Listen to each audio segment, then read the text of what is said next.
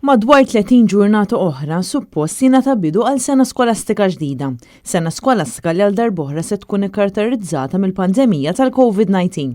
Iżda donnu l-Gvern ma tantx tgħallem mill-iżbalji li jagħmel is-sena li għaddiet hekk kif kawża tan-nuqqas ta' pjanar l-iskejjel kellhom jiftħu iktar tard mis-soltu. U aktar tard f'Marzu li għadda qabel il-festi tal-Għid l-iskejjel kellhom jagħlqu l-bibien tagħhom għal ftit ġimgħat sabiex tkun kontrollata l-firxa ta' dan il-virus.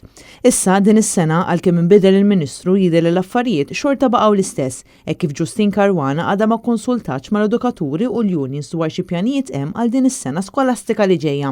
Dwar dan jikkummenta l-President tal-UPE Graham Sansone. Bħala trade union ma kenniex la laqat vis-à-vis ta' kif ħajjaħdmu jew kif ħajoperaw l-iskejjel. U ovvjament dak ifisser li għandna ħafna edukaturi li għadhom fl-għama ma jafux inti x'inhu għaddej. U ovvjament qed joħloq inti ovvjament ċertu ansjetà. Għad hemm kollox ovvjament pendenti u dan ifisser illi deħlin f'perjodu keotiku ġa sistema li hija keotika minnha nnifisha ġifieri. Fost l-oħrajn ħadd għadu ma jaf xejn dwar jekk il-protokolli tal-COVID-19 u se jibqgħu l-istess bħas-sena li għaddiet jew hux mistennija jinbidlu. Il-Partit Nazzjonalista min-naħa tiegħu qed jinsisti fuq il-bżonn ta' pjanċar u konsultazzjoni llum qabel għada.